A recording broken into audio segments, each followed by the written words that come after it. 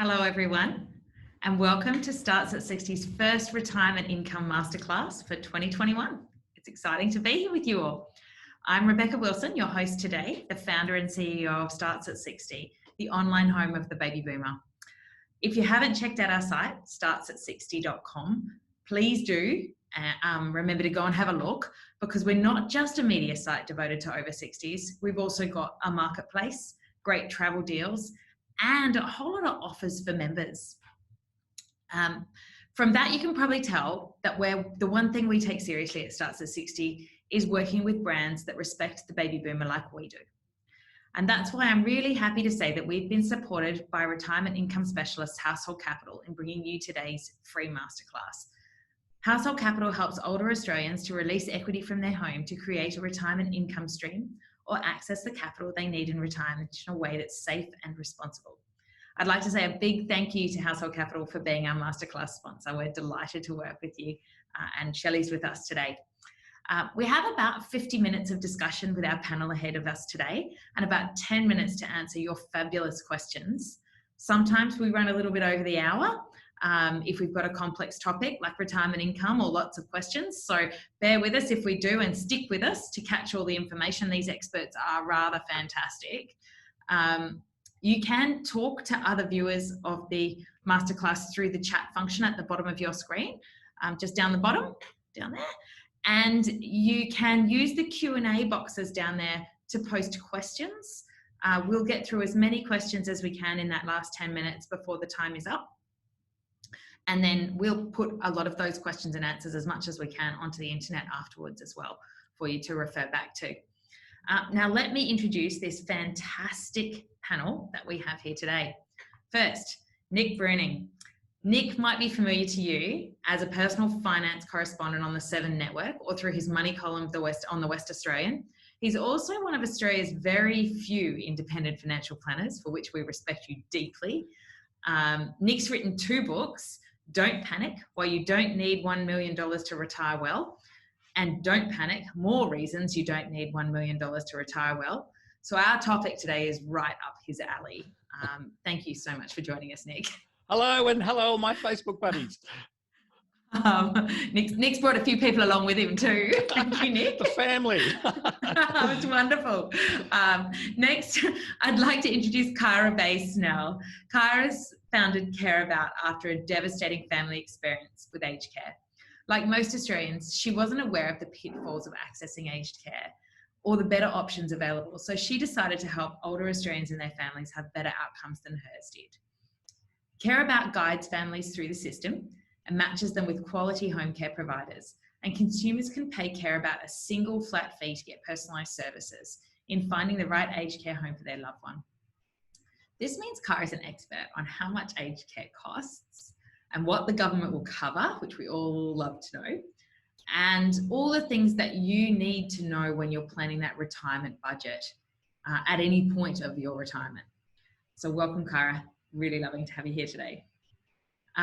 Finally, we have Shelley Wettenhall joining us from Household Capital. Shelley spent 21 years in the financial sector in stockbroking, funds management, and now is a retirement specialist with Household Capital. She's talked to dozens of singles and couples about their retirement plans, so she also has a lot of insight into how much money over 60s typically retire on, how they create, and also how they spend their retirement incomes. Thank you for joining us, Shelley. Hi. So we're here today to dig into the most common retirement questions, which is how much money you might really need to have before you can retire. It's a huge topic, and we are not going to be able to cover every single facet of it in just an hour, but I'm going to use every minute to get all the information out of your brains, people, today. So I'm going to start with you first, Nick. Where do we start when it comes to looking at how much money we need to retire? I assume it's by working out how much income you want to live on. That's kind of true, but probably the most important thing is to work out what your expenses are, because when we're working, we've got things like tax to consider. And as we get into retirement, in a lot of cases, we don't pay any tax at all. So it's all about getting the expenses right and sitting down and actually really nailing down almost week to week. So it's sort of these general sort of things where we pluck a number out of the air can be quite dangerous, because you can end up generating too much income and you blow up Centrelink benefits. You end up paying more tax than you need to. So working it out and knowing that you can access capital when you need to do things is what it's all about. So piece of paper is all you need, or maybe one of those fancy spreadsheets things, set it all out and away you go. The other really important thing to think about when we're working out our retirement income needs is your end game. Now, what I'm talking about is, what's your plan at the end? Do you want to leave your kids an absolute fortune? Well, that's fine. No problem with that whatsoever. And at the other end of the scale, you've got people that want to spend the last dollar on the last day. My plan is to die leaving the credit card owed $10,000. But most of us probably sit somewhere in the middle. And most of the retirees I speak to say, you know what? I want to have as good a time as I possibly can, and whatever's left for the kids, they can have. But we need some sort of measure. So one of the good things that's out there is the Australian Superannuation Fund Association. They've got some benchmarks. They talk about a modest lifestyle for a single person, a modest lifestyle for a couple, and the more comfortable lifestyle if you've got that extra income coming through. Yeah, look, that's really helpful information. It gives us a good starting point. But as you say, it all depends how you want to live and what you want to leave. So what type of lifestyle is the Super Fund Association talking about when it says modest or comfortable? It's pretty basic. And look, the reality is that everyone's situation is different. You've got some people that are quite happy to, run around with chooks and veggies out the back, and they lead a very basic lifestyle in terms of expenses. They're sort of self-sufficient. And you've got at the other end the people that like to splash out, cups of coffee, dinner out sort of once a week, that sort of stuff. So those are the kind of two extremes. As for nail it down to things like, are you going to have the air conditioning on in summer? That's sort of in their category of the more comfortable lifestyle. But look, the reality is it's the standard of living that you're used to. And that's another really important point. People think they're going to completely change their lifestyle when they get to retirement. They often don't. The sorts of things that you do in the period immediately up to retirement. So if you like to go out for a coffee with the girls every Thursday morning, or a round of golf with the fellas on an afternoon, you'll still do those things. So even doing a budget now before you've actually retired is a pretty good idea of what you're actually going to need when you get to retirement proper. Yeah, right. They're really good suggestions. And I think what most people have to work from when they're coming into this is a whole lot of, I guess, surprising lack of knowledge of what's ahead of them. It is. Let's be honest. I come from an industry that loves that fear. It's all about making you scared that you're not quite right, you're not quite set up. But in some respects, trust your instincts. It's compounded. Yeah, it's compounded by the fact that this generation, and I was always taught this as well, you don't talk about your money. Right. This is what my grandfather used to say to me. You don't talk about your money in public. Never, ever, ever. Right. Yeah, right. So people don't tend to talk about the money they have when they're planning for retirement to each other, where the younger people are all telling each other about this. How cool they all are. Right. It's just a generational their debts are too. Yeah. They don't tell them that. Right. How big's your afterpay account? And so for this generation to know what you'll get, if anything, from the pension isn't easy either, right, is really the thing. It's a real thing people don't talk about. And we love to uncover this. We love to be honest about money, try and uncover the truths of what people can access, what they should access, what they might be able to access. Yeah. Look, loads of questions on this, right? It is. And look, let's also realise that the way our system's set up here in Australia, we're ranked at number 3 in the world because of the long-term survivability of our retirement income system. And that's because the Social Security, the Centrelink system, works hand in glove with our savings, right? So, the full pension at the moment is around about $25,000 per year for a single person. And for a couple, it's about $37,500 a year for a couple. Now, the reality is that's really tough to live on just that. There are people that do it, but it's really quite difficult. So it's about generating that little bit extra. to sort of get your lifestyle up to that point where you're comfortable being able to do the things that you want to do. And I might talk a little bit later how that changes as we get older too, Rebecca, because it's a moving feast. Early years of retirement is quite different to the latter years of retirement. Yeah, no, and that's why we're looking to talking to Kyra as well, because she sees the later ones. Yeah, absolutely. So my next question is to come to Shelley now, because you talk to retirees every day, and I imagine that must be as fun as our jobs here, where we get to tell the stories of retirees every day. I can see why working out whether you've got enough money to retire might feel pretty uncertain. Do you find most of your clients aren't sure they have enough even after they've actually retired? Yes, and that's really what drives them towards us, Rebecca. It's the uncertainty that it really doesn't sit well with them. And I must say, Nick, we have a word for you, and you're called a ski. You're spending the kids' inheritance. And I aspire to be one of those one day. I'll be doing exactly the same. I think that's fantastic. And that's what I encourage all of our clients to do, is to live their best life. And, you know, we want our clients to live well at home. I mean, you've worked so hard to get to retirement, and then to sit there at the beginning of retirement and looking ahead to 25 or 30 years of uncertainty, it must be gut-wrenching for them. You know, we are in the lucky country here in Australia, and, you know, we have increased longevity when it comes to how long we're living. That's great, but on the flip side, the uncertainty when it comes to your money must be a little bit heartbreaking. And particularly in this kind of low interest rate environment, where perhaps in the past we've relied on the returns from our share portfolio, some fixed interest, and also those who perhaps have some investment properties. I mean, rents have been coming down as well. So, you know, it's a bit of a perfect storm at the moment. So we are able to help with some other solutions, but yeah, I do see a lot of uncertainty out there, particularly in this kind of environment, Rebecca.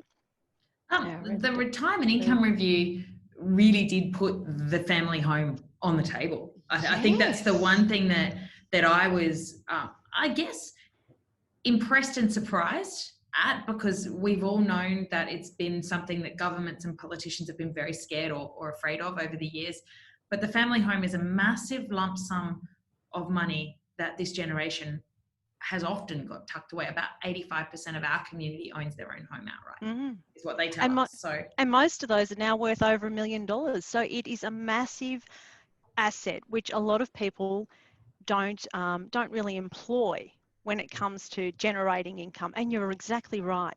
The Retirement Income Review, it's seen the government do a real about face in accessing that equity locked up in homes.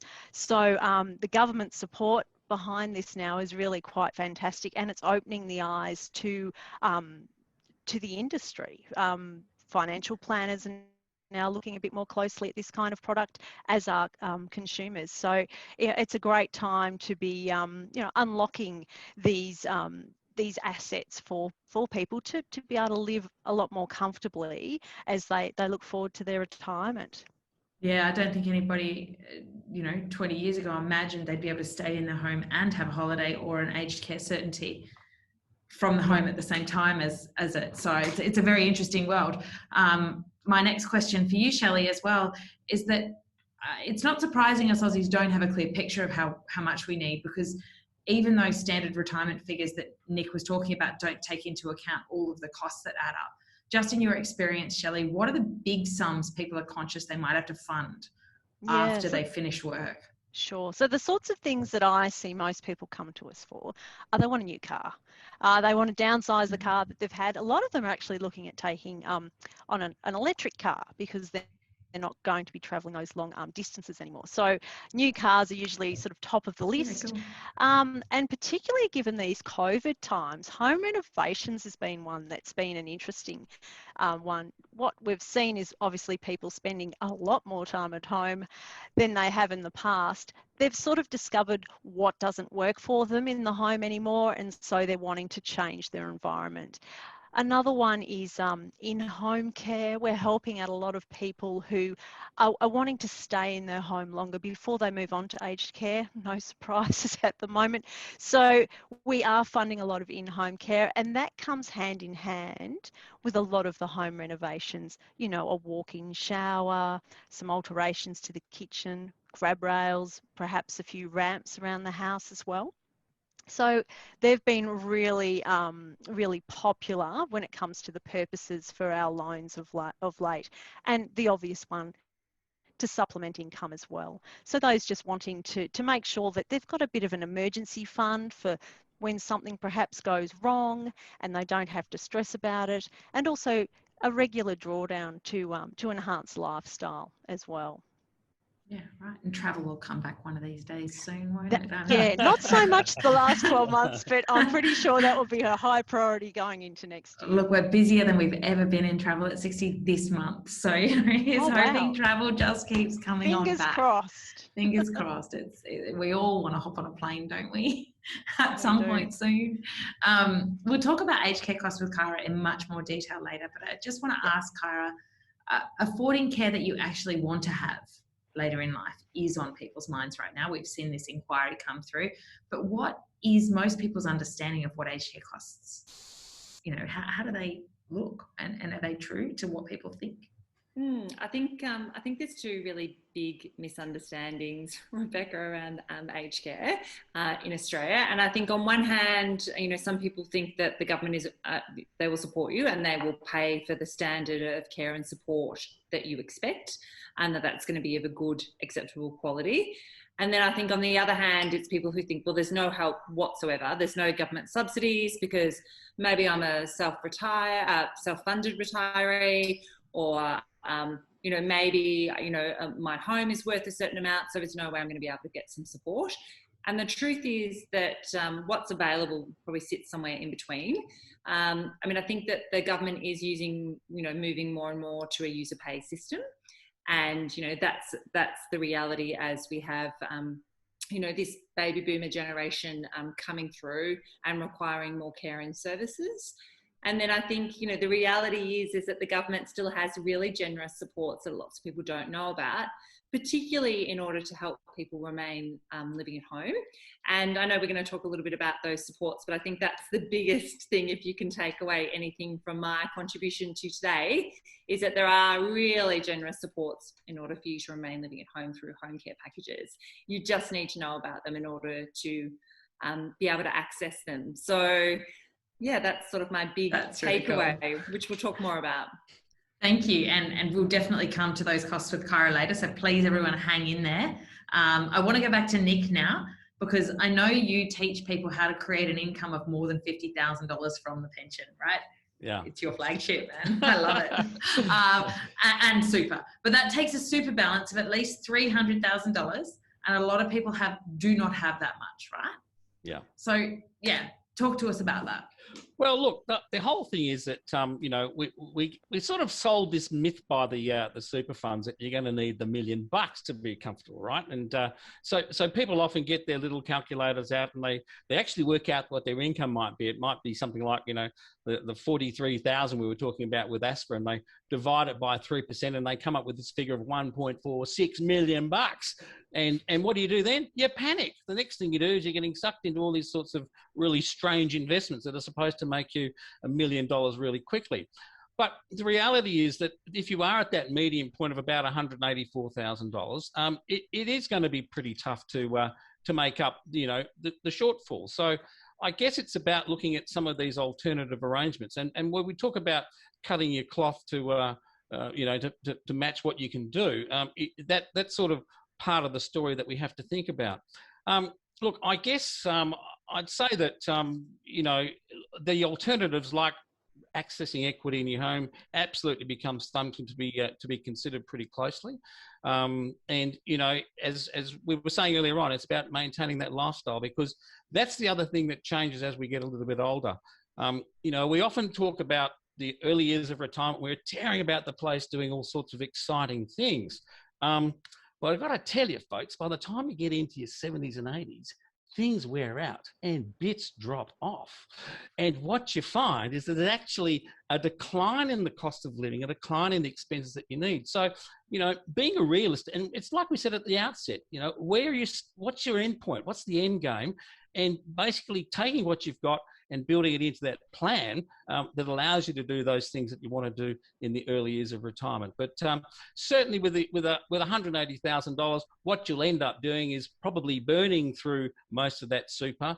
Then you'll get to a stage where you still want to do things, and maybe that's when you start looking at things like your reverse mortgages and stuff like that. But the ask for super balance, $332,000, that's great, but the median is that $183,000 figure, which makes it pretty tough. And similarly for women, $245,000 is the average, but $180,000 is the median. And the reason that average is so high is because you've got some people with multi-million-dollar super balances, which is great and fantastic.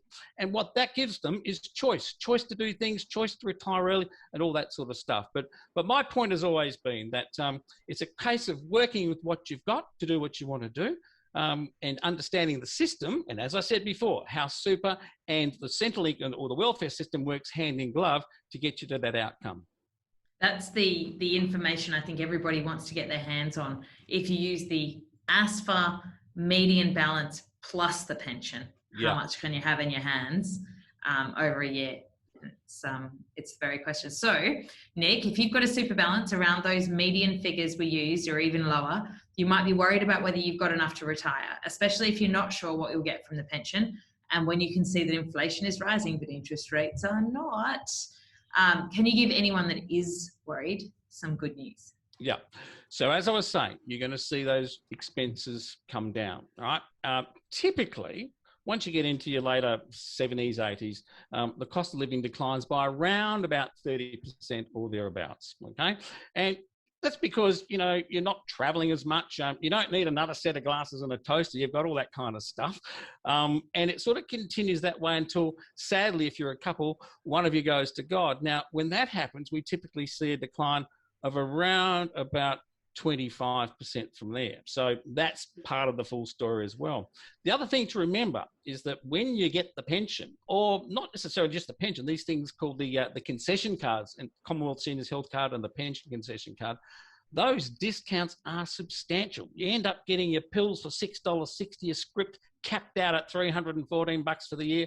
In most places around Australia, you're going to get discounts on your local government charges, water supply charges, energy, all those sorts of things. Now, those discounts can be worth to some people a few $100, but I've seen some seniors getting totally and all up, working out to be about $7,000 a year in savings. And that's before you go to Macca's and get your soft serve cone for 30 cents or whatever it is. So there's all sorts of other discounts that you get as being part of a senior. But, it's things like Starts at 60 and other resources where you get to know what sort of discounts are out there is key to having a pretty comfortable retirement. And we sometimes wonder how someone can have a happy time just pulling on the age pension and that's it.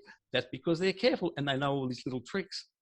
Oh, the tricks are amazing. I love to watch people, who have the tricks, and so many people do. They share the information with each other and they chat about it in our social channels all the time.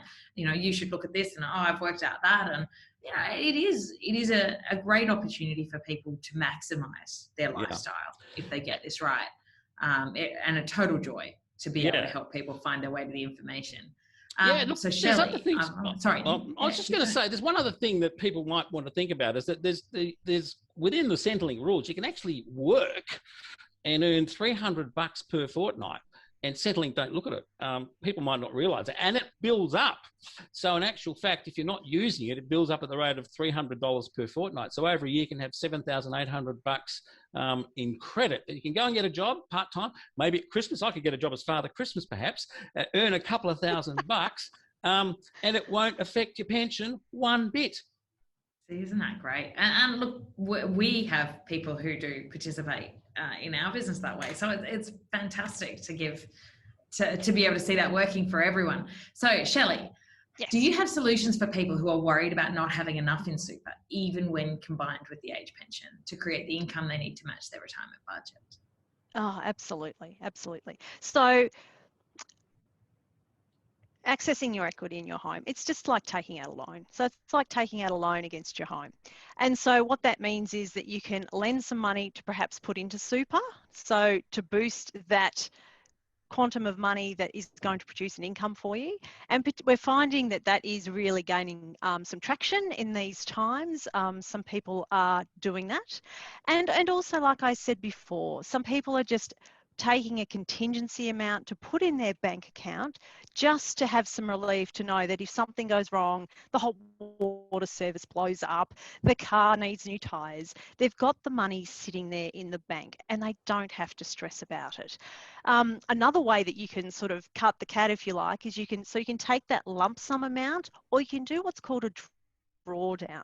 So you can take a monthly amount, which is a bit like, just supplementing your income, really. So it's like getting some extra pocket money every month, just so to ensure that you're living that lifestyle that that you're entitled to and that you want to lead. It's really interesting. I find this category so interesting. Yeah, what about the other ways? Yeah, it's not so well discussed, but it's very much there. No, it's not. And it's a product that's been around for a while, but it's a product that's been reinvented, particularly in the last few years.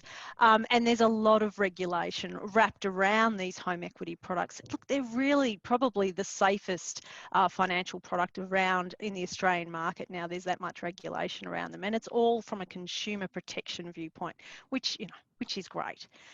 So there are a few other options out there. Yeah, and on that basis, I would say to everybody out there, and we always do this, you should always take independent financial advice when you're looking at any kind of financial product, and independent, not aligned. It's always best to get that good advice. So, Nick could nod his head at that with home equity and other financial products, right? That's just good safety and risk management for everybody. And I know the Household Capital team put their hand on their heart on that too. So absolutely. Keep going, Shelley. What are the other ways you can access home equity for income? Okay, so there are some other products available out there as well. So, I mean, the most obvious one would be to downsize. So that would be to sell up your home and take the cash. Now, there are some concessions available if you do that. To contribute to super. So if you're single, you're able to contribute $300,000 to super. If you're a couple, it's $600,000. So that's massive. But that, of course, means you have to leave your home. And we tend to find that a lot of the clients we speak to are really reluctant to sell their home because they love the community, they love the amenity. When you're in your 80s, you're not really that great at change. Well, that's what I've experienced with clients, and they're just happy. No. And also they love the fact that their family grew up there, all the memories that they have in their homes as well. It's something that's really important. So downsizing is not for everyone. So a couple of other options that are available in the Australian market as well. There's what's called a home reversion. So what that means is that a company will come and buy part of your home and they'll give you a lump sum of money. That's usually at a heavily discounted price. And there's another product out there as well where this is pretty complex, but it's a unitised product where they buy shares and you get paid rent. So there are some other options out there, but it usually means that you're giving up some of the ownership in your house. With a home equity loan, you still retain the ownership of your house 100%, which I think is very important. But there are options. Nick, I'm going to pass straight over to you on while we're on the topic of assets and income tests and owning your own house. They're both a real area of confusion because as you take a drawdown, you then get subject to asset tests, and it all comes into the big boiling pot of things to think about when you are downsizing or taking home equity. Can you give us a run through on an asset and income test? And it is confusing, and you can blame the pollies for this because they've made this what the world's, as I said before, third greatest retirement income system is probably the world's most confusing. But look, basically the way that social security systems work, we've got these things called means tests, and the idea behind means testing is that if you've got the ability to either fully or partially fund your own retirement, then you're compelled to do so. So if you live in New South Wales and you've got your place in Sydney and a beach house in Byron Bay that's worth $2 million, well, good luck to you. Don't expect the taxpayer to pay your pension as well. And that's what the means testing system is about. So there's two tests. There's an income test and an asset test. And whichever test produces the lowest pension is the one the system will latch onto. So in actual fact, you can switch from the income test to the asset test through a change in circumstances, right? So it's not what you start with is what you end up with. It's actually getting tested by Centrelink systems every fortnight.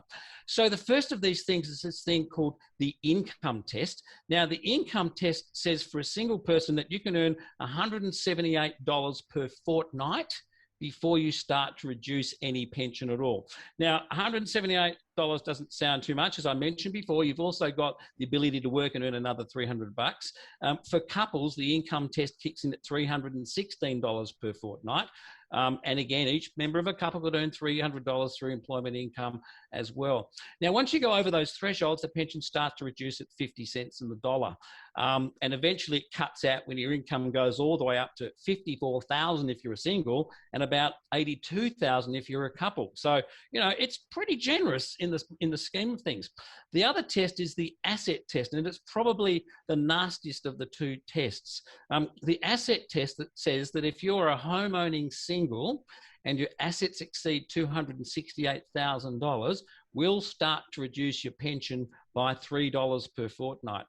And that means effectively that by the time you get up to $585,750, goodbye pension.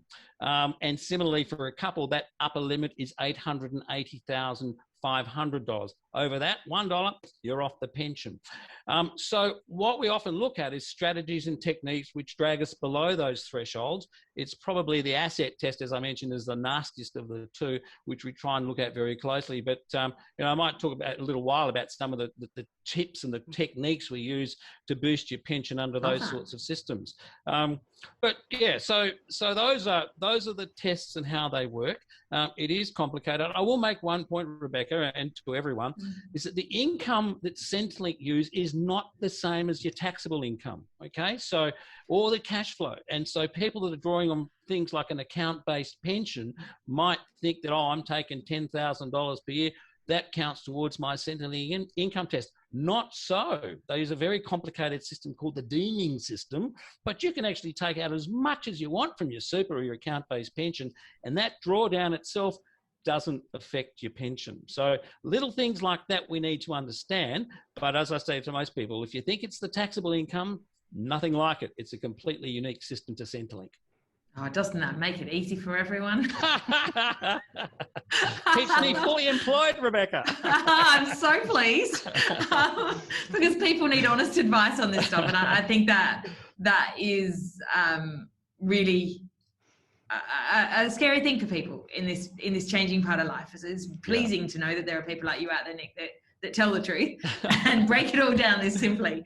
One thing we didn't cover, Shelley, so I just want to cover this on home equity, is downsizing to super. The rule about the contributing $300,000 to your super from selling your family home. What's the basic rules on that? Oh, it's all around tax. I'd probably refer to Nick on that one. I know people they ask us all the time, so I'd rather have the right advice. Yeah. No, I'll refer to Nick on that one, I think. Oh, well, look, it's pretty straightforward. You've got to be over 65. You need to have been in your home for 10 years or more. It needs to be your dwelling, so it can't be an investment property. And yeah, you've got 90 days from the date of settlement to drop the $300,000 each into super. You only get one crack at it. So, you know, if you sort of get a second house and you do it, you can't do it again. But it is a very useful technique if we're trying to boost the super balance and, of course, convert that into this account-based pension thing. And very briefly, an account-based pension is simply the reverse of super. Instead of putting money in every fortnight, we take the money out every fortnight. And it comes with some big benefits because there's absolutely no tax associated with anything to do with an account-based pension. But certainly the downsizing contribution is something that anyone can do at any age. And that's the other difference. Most super contributions stop at age 75. There's all sorts of rules there. But over 75, this is the only way you can put money into super is through downsizing. That's very interesting. Now, Nick, you promised us some tips to maximise our outcomes from the assets and income test. Tell us more. Okay. Well, these techniques and tips is just about knowing how the system operates. I mentioned before that the asset test is the nastiest of the two. So as I was mentioning, if you go over the asset test, you basically kiss goodbye to $3 per fortnight for every $1,000. Now, let's hope your kids aren't listening to this, right? So let's just say you've got $10,000 spare and you decide you're going to stick it in the bank. Okay, you trundle down to the bank, you're going to get what? 0.5% for your money. Fantastic. At the end of the year, you got $10,000 and a $50 check from the bank. Wacko. Now, you have been watching the Starts at 60 Household Capital Retirement Masterclass, and you know that if you're asset tested and you spend that $10,000 on a trip, maybe to far north Queensland or even to my home state of WA, the moment you do that, your assets have come down by $10,000, right? Now, $10,000, remember, $3 per thousand, means your pension will jump by $30 a fortnight from that point forward. So at the end of the year, you've got all these lovely photos of yourself on holidays that you can stick on Facebook and all your mates are going, oh, look at them. And you've picked up an extra $780 a year from Centrelink. That's the equivalent of a 7.8% return on your money because you spent it.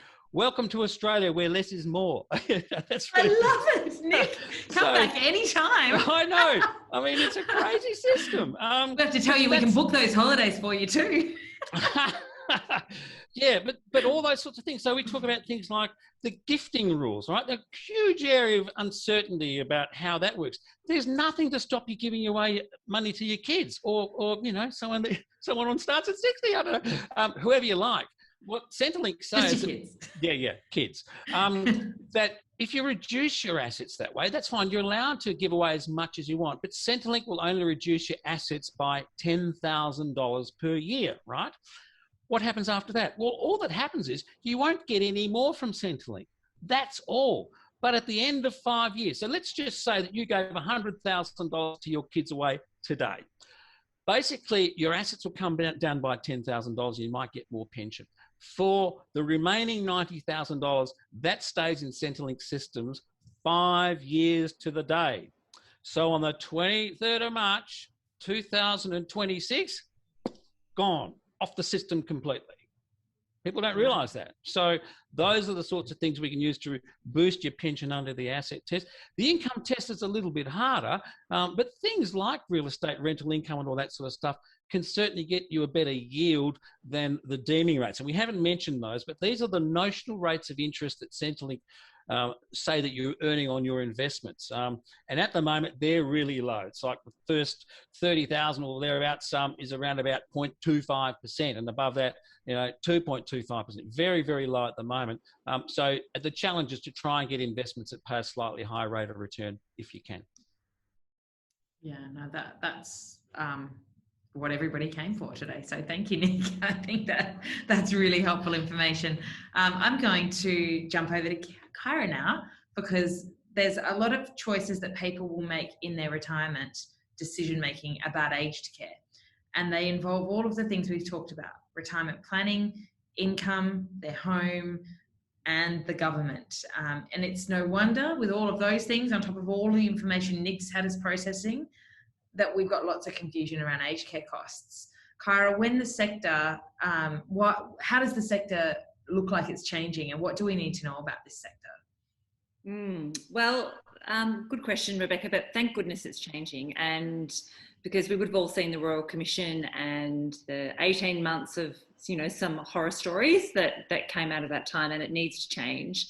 And, the spotlight is really being shone on what I mentioned before, which is this difference between, the care that you might expect and the reality of that care in some aged care homes, and also the options that you have in order to remain living at home.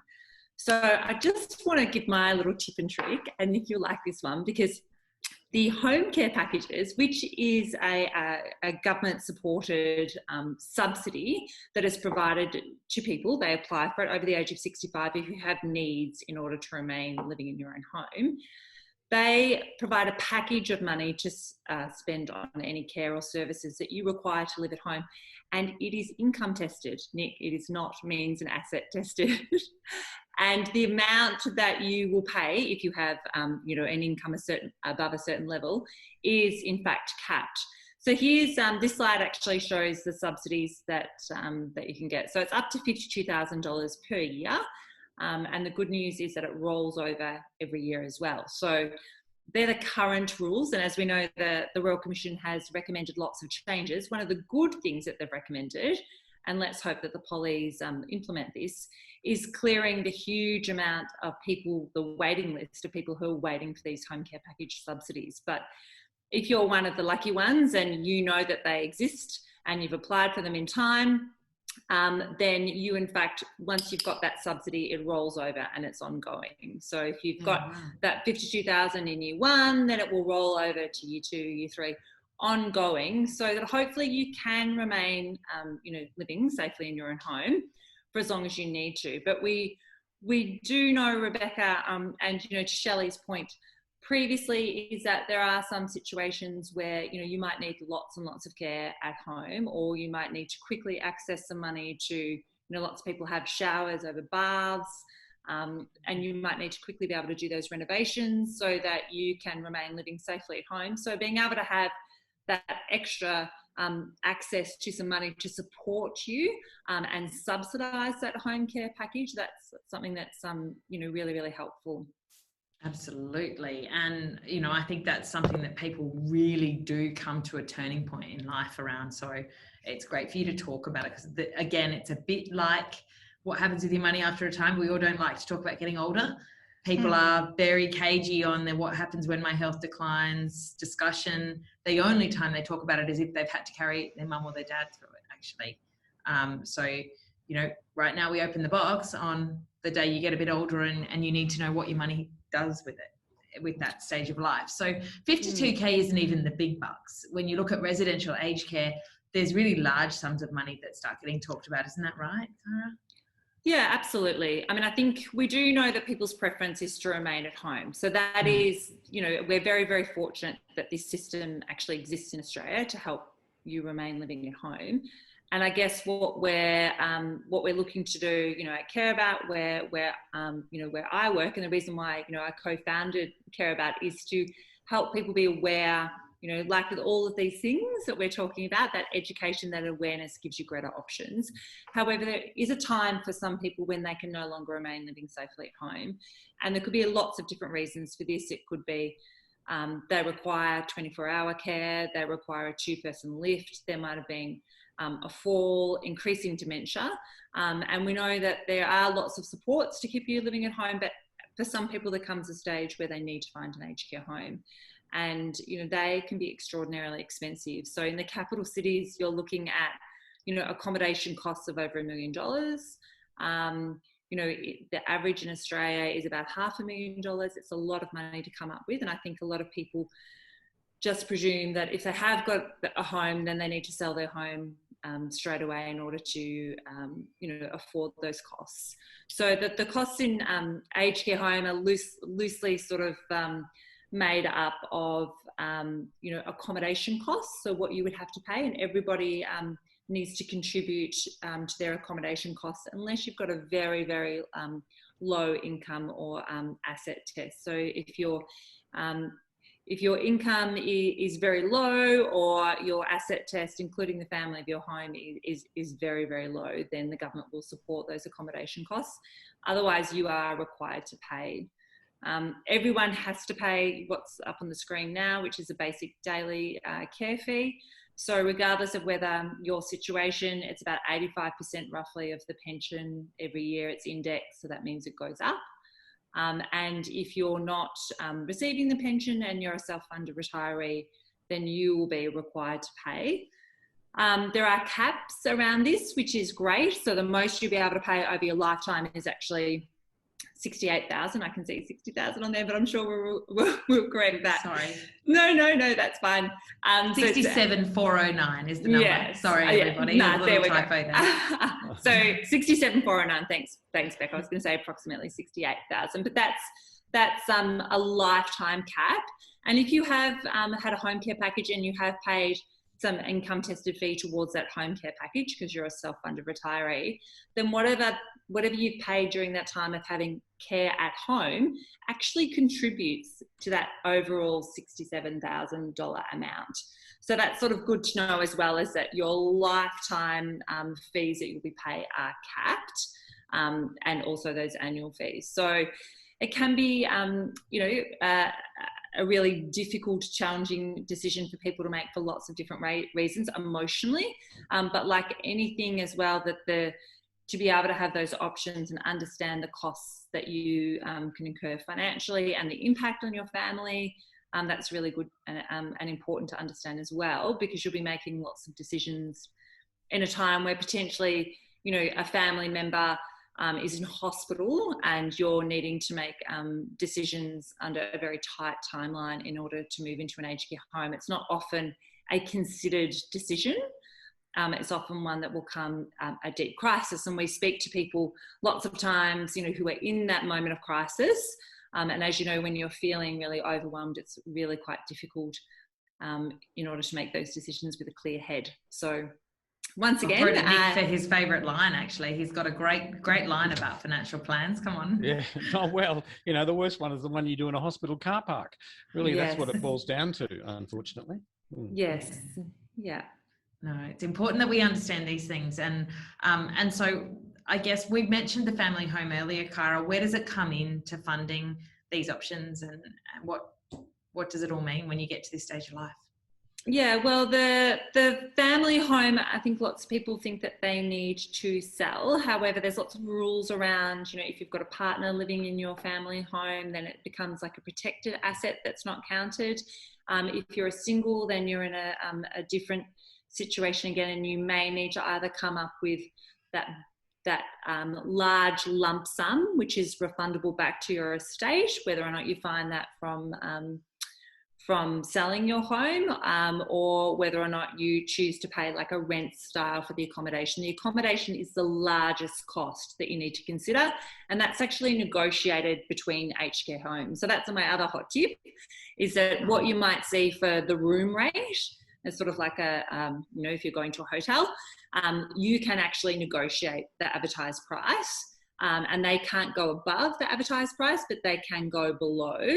And so, having someone on your behalf, either an advocate or having someone in your family who is comfortable being able to have those conversations is really important, because you can actually negotiate a lower price, which could make a massive difference to the decision that you need to make about the funding of that accommodation, and whether that's something that it's not right for everyone, but whether or not it's something that you might be able to fund through an equity release type situation, or whether or not you might be able to fund through the family, or whether or not you choose to pay, a rent style approach to that accommodation.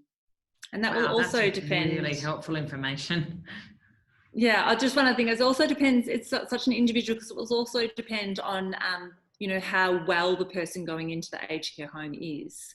Because often now, we all want to stay living at home. We want to age as we live at home. We'd like to die in our homes with our dogs and our photographs and our veggie patch, and our animals too. Yeah, and that is, we don't need to survey Australians, even though the government has recently done, and not surprisingly found that over 90% of people want to do that. But we know that that's our preference. So, in order to be able to do that, then knowing about all these different subsidies that you can tap into, which won't affect your pension. So a full pensioner is still able to access the full government subsidies, and it doesn't affect their pension.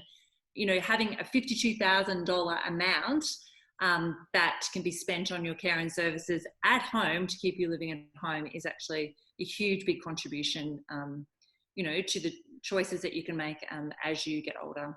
And an understanding of equity release, which is a very good option along that journey. My last question for you, Kyra, is then, how does a person planning their retirement income take all of this into account? Well, that's a very good question. I think it's really, look, it's a topic that most people are very uncomfortable talking about, unless you're talking about somebody else, or unless you're in a position of crisis or vulnerability. And then, as I said, it's the Nick's, how do you make good decisions in a hospital car park? It's really, really difficult. So I think understanding what's available, making plans, which is all that we're talking about here. We're talking about awareness. We're talking about options that may or may not be right for you, but just understanding the myriad of options that you have that are available to you, and getting that understanding early so that you can make, you know, the right decisions at the right time. And particularly, you know, my biggest tip, you know, for moving into, you know, decisions around frailty and illness is to start early. So lots of people put on their bravest face and they say, we're fine, we're coping fine. And then that crisis will hit and they'll often hide it from the family. So I think being, you know, if you're that family member, being really aware when you go to visit someone about what's happening, asking those questions and getting the system early, because once you're in the system, you are in. Yeah, it's beautiful. Absolutely isn't it? agree with that. The knowledge, Absolutely agree with that. Yeah. That's great. Okay, so we've got a huge amount of information here today from you guys. Thank you so much, and lots to digest. Don't worry though, because we're going to share our slides from today with you if you request them via the Q&A function, and we'll put links to the various things we talk about into the chat function in the bottom of the screen. If you're watching from Facebook, we're putting it in the chat function there as well. And if you'd like, if you haven't received the information from us directly through Zoom or email, you can email to our community at startsatsixty.com to request to be sent all the information we're sending to the attendees of this webinar. You'll receive a video of the whole masterclass afterwards when we've finished today in your inbox as well. But right now, we've got to get on to the community's questions. Before I do, I just want to keep reminding everybody that we can only provide general information that is not personalised to your specific situation. That's the law. So please just remember that this should not take the place of independent financial or legal advice. So with that in mind, my first question is for Nick. No worries. Help yourself in, Nate. There's lots coming. We have been absolutely hammered with beautiful questions. So, Nick, we'll start with the straightforward ones. To use the downsizing to super rule, do both of a couple need to be on the age pension or of a retirement age? No, it is about age, and you need to be over 65 years of age. But the good thing is that if you're less than 65, you have the ability to pay money into super anyway under the normal contribution rules. So, for example, someone that's under 65 years of age can put in what we call non-concessional contributions of $100,000 per year. You can actually bring forward 3 years worth and put $300,000 into super anyway if you're under 65. Now, once you get over 65, and there is no age limit, you can then use the super downsizer as well. So you've got a couple of things that you could play with if you're close to 65 years of age. Just be aware there's a couple of rule changes that are coming along that will allow people to put money into super without satisfying a thing called the work test, which at the moment says you've got to work for 40 hours in a 30-day period, to bring that up to the age of 67, because at the moment it's 65. They're shifting the rules, hopefully, to 67. So I'm sure that starts at 60. You'll be across that when it comes through. We certainly will be. We might ask you to help us narrate that one. So next one's for you too, Nick. I've got heaps coming at you. Why would I want an account-based pension when I can withdraw money regularly from my super myself? Great question. It's all about tax. Now, when superannuation's in what we call accumulation phase, when we're pushing money into it and we're parking it there for our retirement, it's getting taxed at 15%. So you don't see it because it's being paid by the super fund. It's actually reflected in the returns you're getting on super. When you get to retirement, satisfy a condition of release and turn it into an account-based pension. And remember, it's the reverse of super. So we start taking something out. How much tax is on the earnings inside the fund? Before 15%. In an account-based pension, nothing. When you're over 60, taking any money out of an account-based pension, how much tax do you pay? Nothing. That's the beauty of it. The downside of an account-based pension is that you must take out a certain amount per year. It varies depending on your age. But as we've been saying, it's about having fun in the early stages of retirement. You'll find that things naturally work their way out in most instances. We call it the euphoria phase around here in Start Yeah. 60. We have given it a name. There's pre-euphoria and euphoria. And then we have a post-euphoria. Yeah, well, we won't ask about that. But it's real, right? I've watched my parents do it. So, you know, I think, and people talk about it being okay if they examine themselves. You're going to slow down, folks, so get out there and have fun. Yeah, and they do. I mean, yeah, it's fabulous. So next one, Nick. I'm 68 and my husband is 73 and we receive the full age pension. We want to sell our large family home worth about 850K and buy a cheaper house worth about 450K, but it needs renovating in a small town. We have no superannuation, but about 350K in cash and an investment unit. My question is about which order to sell and buy in.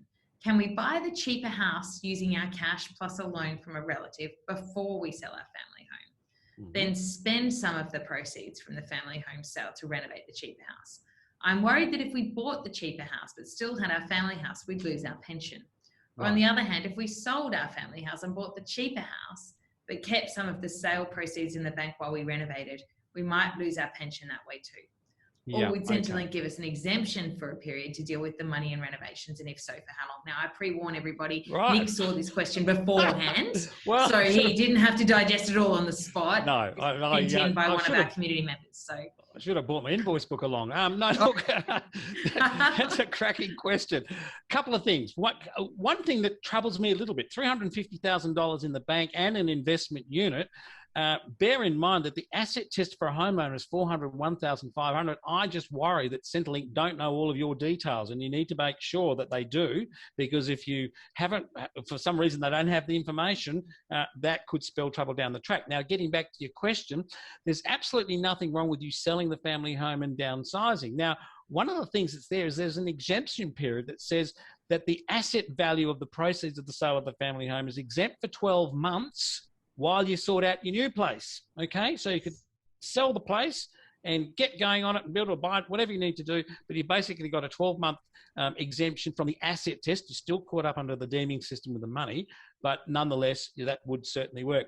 Your alternative, which was, I think, borrowing money from a relative, that's a really good idea, because what you can do is offset the loan against the investment property, if you like. So your new place is an investment property, effectively, as far as Centrelink's concerned, maybe worth $450,000. If you borrowed money from a relative, it's $450,000. The two net themselves out. So that's certainly a strategy. So it'd probably be a combination of things, but as I said, just make sure that Centrelink have got accurate records, because if they catch up, unfortunately, you're going to have to pay the money back, and that could be problems. That's not fun, is it? I think I've got one for you now, Shelley.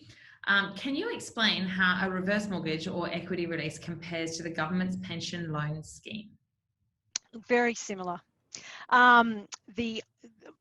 They are the same. The one big difference is, though, that you have to do we call it the PLS. You have to do that all online by yourself, and it's quite an arduous process. And they will only give you a drawdown, so they won't be able to give you a lump sum. So it's a monthly drawdown. So yeah, that's the major difference. Yeah. No, that's good to know. Thank you very much. Kyra, you mentioned the annual and lifetime care fee caps. Does that mean that once you've paid the maximum annual fee 3 times, you hit the lifetime cap and don't have to pay again? We're talking about residential aged care here, I think. Yes. Yeah.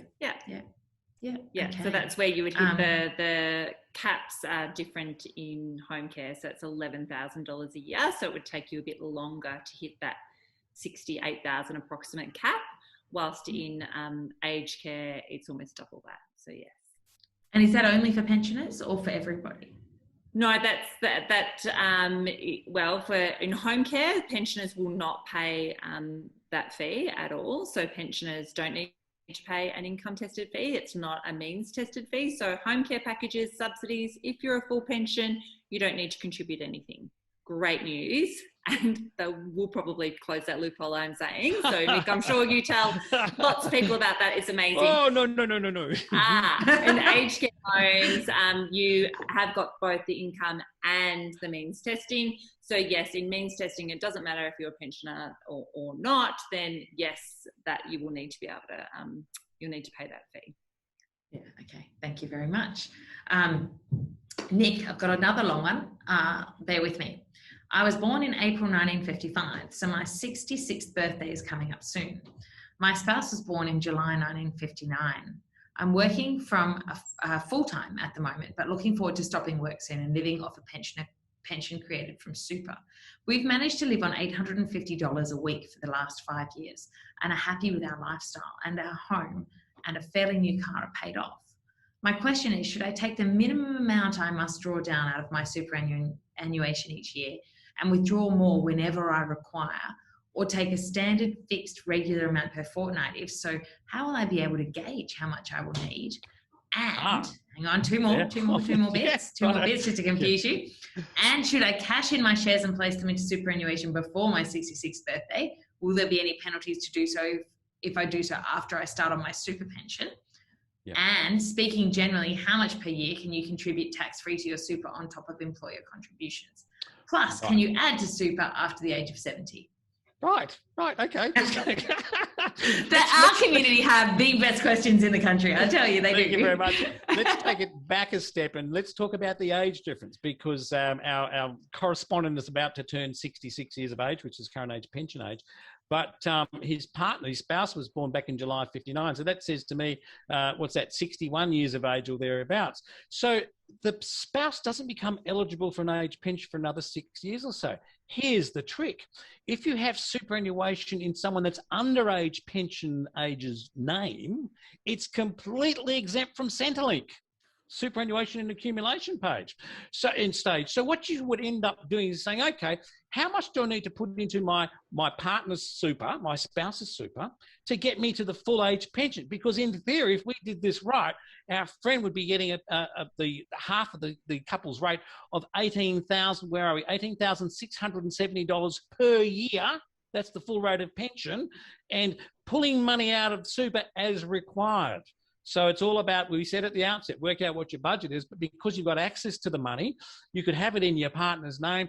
She's over 60 or he's over 60, so you can take the money out whenever you want. Thank you very much. It's the perfect world. But once that partner gets to 67, because that'll be the eligibility age for your spouse, all the money that's left will actually count towards Centrelink's income and asset test. So it's actually a bit of an incentive to spend like mad over the next 6 years, because you might then drag that balance down so you both qualify for a full pension. Hope that all makes sense, but it's about understanding that little rule. That is a cracker. Thank you very much. I think that was a really interesting insight. Now, I just want to quickly interject. We're now at 2:00. We have a huge audience online and they're not going anywhere. And I know Nick can afford another 10 minutes maybe. So I've got a list of questions in front of me that just keeps getting longer. I apologize in advance for anybody. Please stick with us, everyone. We're going to try and rip through a good 10 more questions. I think I've got that lined up for you. So if anyone has to go, yell, but we will be, we've got a few good ones here. So Nick, I'm a single woman. Can I work 20 hours per fortnight and still receive the age pension? And is the $300 a fortnight you mentioned gross or net income figure? So the hours you work has got nothing to do with the age pension, right? It's a big myth. I have to stop work to claim a pension. It's all about that income test that I mentioned before. So you can earn up to $178 per fortnight plus the $300 from employment, and it is your gross income. So it's before tax is what they're going to count. But bear in mind that a single person, and I'm just looking at another screen here, all up can earn $62,000 a year using Centrelink's convoluted way of calculating income and still get a part pension under the income test. Bearing in mind, if you even get a part pension, you're going to get the concession card with all those discounts. So it's absolutely, nothing to do with the hours worked. It's all about income, and it sounds to me like, and that's what a lot of people do, guys. They actually reduce the number of hours they work in a week to get the income down below the point that they qualify for a part pension. And the concession card's well worth it for some people. Oh, yeah. And there's another card we can talk about another day, but that's the main one. Yeah. We'll have you back anytime. We'll have all of you back. Shelley, I lost my partner 2 years ago and I'm now on a single pension. I used my partner's super to pay off the house and I have no super and no savings of my own. Can I draw from my home equity to help pay for living expenses? And would this cause my pension to be cut? Well, you definitely could do that. Depending, would the pension be cut? Again, it depends on that assets test and where they sit. But given that it's the family home, that doesn't get considered into the assets test. So unless they've got quite a significant share portfolios sitting outside of the family home, you're usually pretty safe. Most of the people I speak to are usually pretty safe and are not bumping their heads up against that assets test. So usually you'd be pretty right. But, again, we just would need to check where you sit with regards to the thresholds. Yeah, great. Thank you. Nick, I've got another one for you. I'm 73 and my wife is 68. We both received the full age pension. We applied for and received permission in 2019 not to have to lodge a tax return because the main pension was our only earnings. This year I withdrew $14,000 from my super fund. Would this be classified as income and mean that I do have to lodge a tax return, or is it not counted as earnings? The $14,000 was part of my super and paid to me in full. Yep. No, the good news is you don't. And look, here's another little secret tip that people don't realise. If you put in a tax return every year, get your tax return done just to get a refund of your franking credits, right? Which a lot of people do. They've got the Commonwealth Bank shares and all this sort of stuff, and they go and see the accountant. Accountants hate this. If you do your own tax return for 2 years, and I mean, you use MyGov and you lodge it electronically on the computer, all that kind of stuff, but not using a tax agent, guess what happens? The tax office automates your tax returns for you. You don't have to do it ever again. And they'll actually automatically pay your franking credit refunds straight into your bank account. If you use a tax agent like an accountant, you'll never be offered the scheme. So here's a little tip. Do your own tax returns, simply if it's about refunding of franking credits 2 years in a row, and you'll be put on the automated system. That is fantastic information. Thank you very much. Just keeps on coming. I've got more questions. Maybe we'll get some more tips. Hang on, everybody. Okay, next one. This is actually for Nick as well. We've actually got a few tax-related questions now, Nick. Does a small inheritance affect the pension if I put it in the bank and it is taxable? And if my super performs well in a year, do you have to tell Centrelink because it impacts your assets? Yeah, so essentially, and this is all about how Centrelink track investments and stuff. It's actually quite complex, but basically, when we go to Centrelink, we notify them how many units we've got in a particular superannuation fund. Centrelink can track the value of the unit prices. What they don't know is that you've taken money out of it. It's simply about letting them know how many units you've got in that super fund, and they'll be able to recalculate things. So when you take money out of superannuation, no, there's no tax to pay. No, you don't have to put in a tax return. But you do need to let Centrelink know within 14 days that you've taken money out. Why would you do that? Because if you spent it, your pension might go up. So that makes a lot of sense. We like that. Yeah. Now, equally, when Centrelink revalue things, they do it twice per year on the 20th of March and the 20th of September. They'll actually use the unit prices of shares and stuff 2 weeks prior. And in fact, that's one of the things that's happening at the moment. People are thinking they're going to get a bit more money out of the pension because it actually went up last Saturday, but then they're getting a letter saying you're going to lose pension. Why? Because since it was last done in September, share prices have come up, as have the super funds, they've come up. So guess what? The income and the asset test has a bigger effect, and therefore it's the old sort of, still taking with one hand and giving with the other. Well, they're taking more at the moment for a lot of people that have seen their investments recover. But look, that's a good thing because the investments have gone back up. Yeah, people are starting to feel a bit more confident. I think it's definitely there. Now, Kyra, I've got one for you. A viewer would like your opinion on this situation. A couple, one person healthy and the other has a stroke or dementia who needs care their partner can't provide. They don't want to sell their home. What's your suggested solution? Apply for government subsidies. So apply for a home care package. It really depends. I mean, dementia can manifest itself in all sorts of, normalised sort of behaviours to more extreme behaviours. So it really depends on their personal situation and how they're coping with that. But I would very much start that journey. There is immediate help, which is a small amount of help through the government, which sort of takes about 2 to 3 weeks to get. And then the home care packages, which is the one that I've been talking about, also provides a cognitive supplement. So if the person has been diagnosed with dementia, then there's an additional amount on top of that. So it's about $5,000 on top of the home care package to recognise the extra care that person requires with dementia. So I would start that process today. It's really, really easy. You just need 20 minutes. You need your Medicare card, you need your and your partner's date of birth, and I would start that process and make sure that you get assessed and get into the system as quickly as you can to get that support. Wonderful, thank you. Now, my next question is back to Nick on what you need to tell Centrelink. 2 people have asked the same question-ish. If they draw down their super and other investment assets, do they need to reapply to Centrelink every year to get that extra pension? Or does it happen automatically by Centrelink tracking their assets in super? They don't. Look, there's a game of bluff played by Centrelink. Look, at this stage, Centrelink are going through a $6.5 billion refurbishment program. Basically, the entire Centrelink system is run by, and some people remember it, a Commodore 64 computer and a data cassette. But the good news is they're spending a bit of money on the systems to upgrade it. So at the moment, Centrelink cannot track your bank account balances, right? They can't track your shareholdings. They can only track the share prices of things. So that's why it's important to let them know of changes in your circumstances when they do. The other little tip I'll give you is that we put into Centrelink, we've just bought ourselves a brand new car worth maybe $50,000. Well, guess what? Centrelink want the scrap value of that vehicle. And so the day you took it out the driveway, it's actually dropped in value by about 20%. What do we tell Centrelink our new car's worth? $40,000. But wait, there's more. Every year it's depreciating by 20%. Centrelink do not devalue those things. You have to do it. So we make it a bit of a routine for our clients that every time we see them, we revalue all the assets, and usually we drop it down through depreciation. So a couple of things there, but Centrelink do not track things specifically. You need to let them know within 14 days, but in most cases, you might end up with more pension. Oh, that's fantastic insight again. Thank you. Now, another one. I'm about to sell my house, which I own jointly with my daughter. I expect to receive about 100K from the sale. I'm on a disability pension and was wondering if this amount of money will affect my pension. That's for me, presumably? Yes, Nick. Yeah, sure. So no, $100,000 won't affect your disability support pension.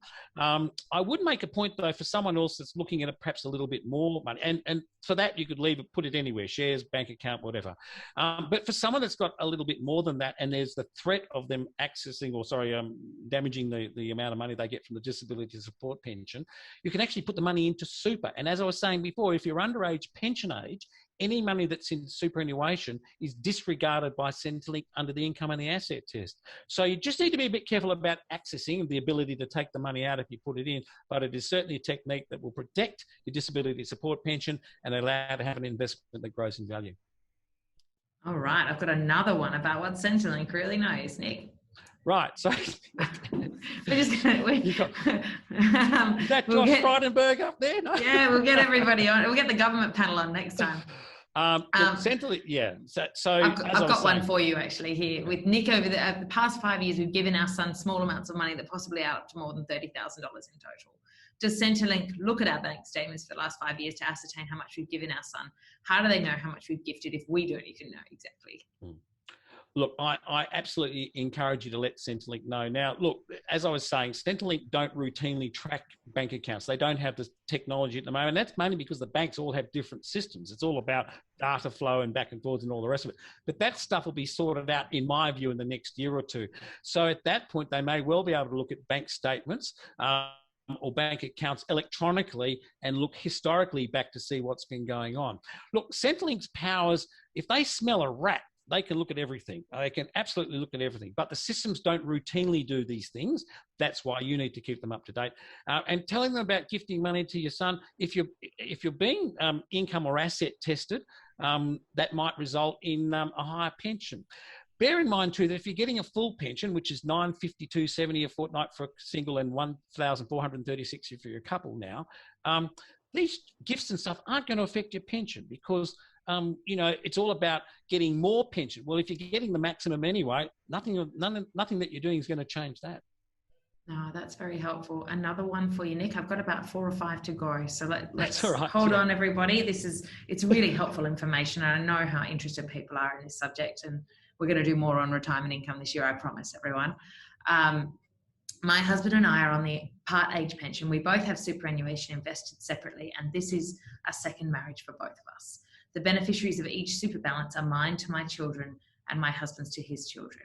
My question is, as both our super balances are counted as assets with regard to the age pension, if either one of us dies, is this super still counted as an asset held by the surviving partner by Centrelink, even if it's been distributed? Yeah, okay. Yeah.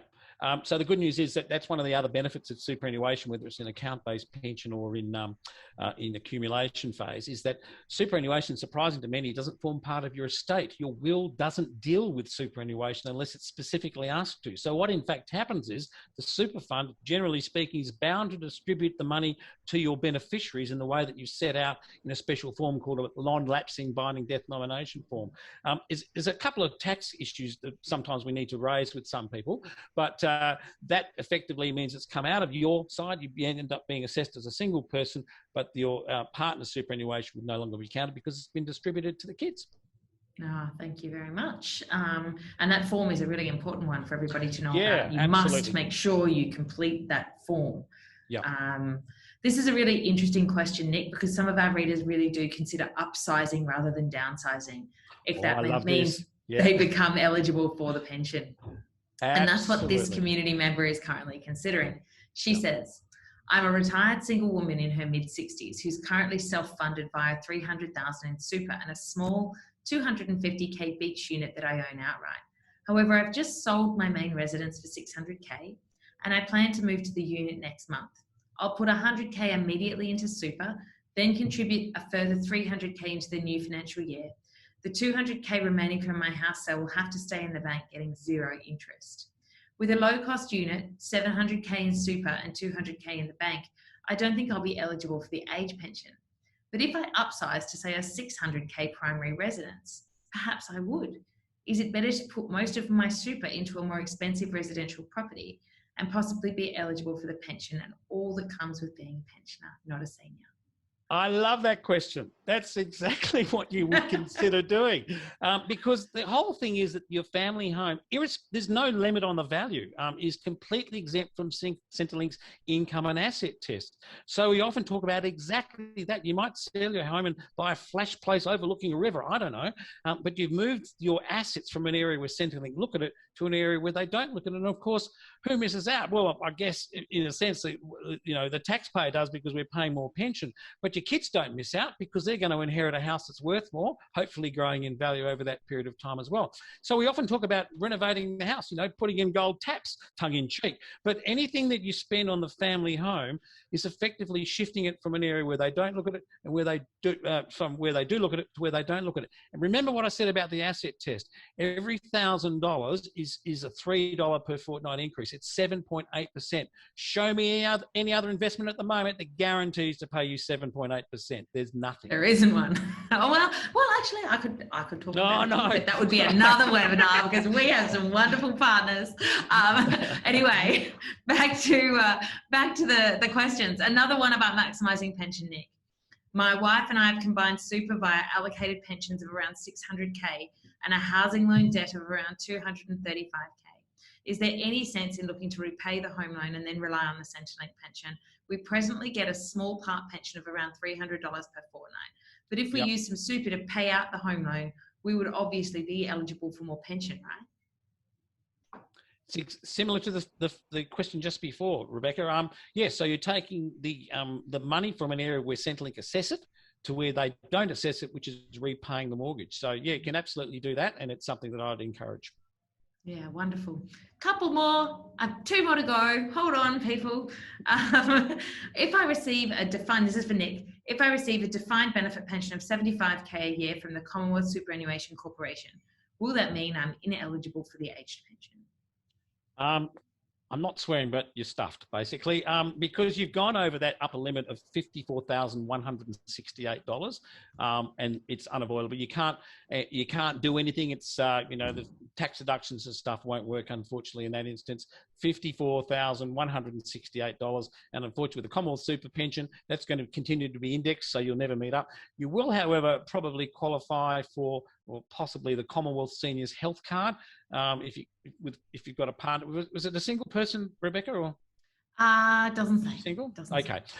Well, if you've got a partner, then you can have up to about $88,000. You qualify for a thing called the Commonwealth Seniors Health Card, and that will give you a lot of the discounts. Not quite as generous as the pension concession card, but certainly one to consider.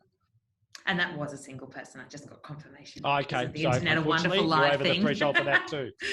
Yeah. Last question for Nick again. Sorry, ladies, but thank you for your expertise being with us.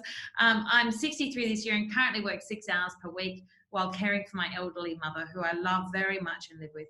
I'm conscious that my mother will no longer be with us at some time. And I don't have any property, so would like to know if I can use my super to buy a camper van to reside in when that time comes. Absolutely.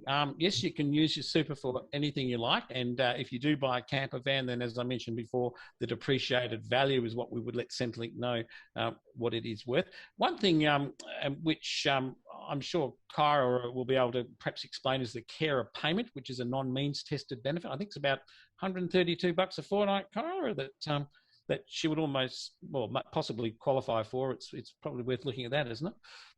Yeah, absolutely. I would definitely look into that. There's the carer payment and then the carer allowance. So one is tested, one isn't. So I would definitely be looking into the carer payment. No, wonderful. Thank you very much. I'm sorry to have to finish our masterclass now, everybody. It is just fascinating, and I really am grateful for all of your time, energy, and for all of the community who participated so wildly. This is our longest stream of questions in the history of masterclasses. So the video of this event will be live on startsat60.com if you'd like to listen to it in more detail or come back for a recap on the answers. And you'll receive, if you've signed up for this seminar, an email with plenty of extra info, as I mentioned. There's always this important legal info we need to put on the screen and give you enough time to read. So do take your time to read it. And in the meantime, thank you very much to our fantastic panel. You all did an amazing job of making some very complex topics easy to understand, which I know is what people come for. Of course, I'd also really like to thank Household Capital. You can find out more about Household Capital at householdcapital.com.au, and that's HOUSEHOLD, capital, CAPITAL. I really encourage you to understand what they do. They've been a long time partner of Starts at 60. We hope to see you all again soon for another Starts at 60 masterclass. But in the meantime, please stay happy and healthy and have a lovely Easter.